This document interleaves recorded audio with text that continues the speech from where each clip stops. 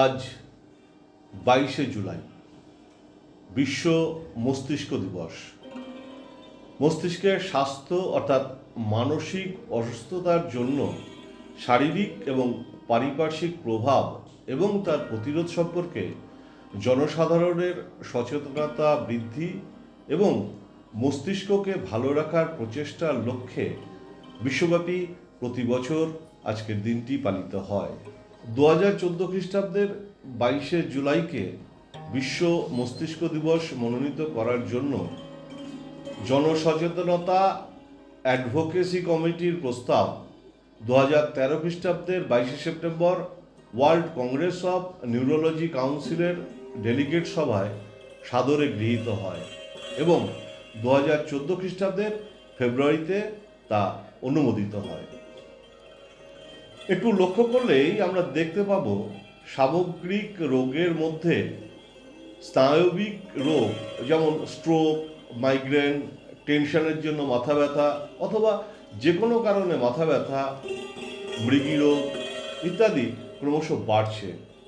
এটা আমরা অনেকেই জানি।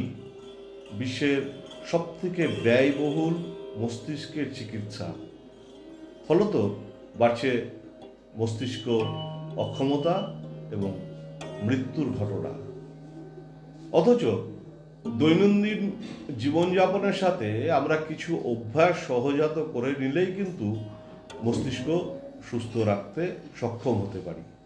যেমন রাতে তাড়াতাড়ি ঘুমোতে যাওয়া এবং কমপক্ষে 6 থেকে 7 ঘন্টা ঘুমানো, ঘুমানোর আগে নিয়মিত কিছু ব্যায়াম করা এবং আমাদের পরম সঙ্গী মুঠোফোনটি ব্যবহার থেকে বিরত থাকা, ঘুমানোর অন্ততপক্ষে 6 ঘন্টা আগে মাদকদ্রব্য ব্যবহার না করা, স্বাস্থ্যকর খাদ্যাভ্যাস সুস্থ মস্তিষ্কের জন্য অবশ্যই প্রয়োজন, রক্তচাপ বৃদ্ধি বা হ্রাস, রক্তের শর্করার পরিমাণ বৃদ্ধি বা হ্রাস, বিষণ্ণতা, উদ্বেগ ইত্যাদি ঠিক রাখতে কারো কথা না শুনে চিকিৎসকের পরামর্শ নাও।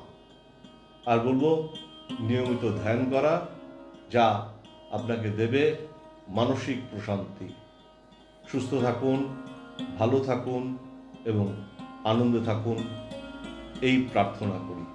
নমস্কার।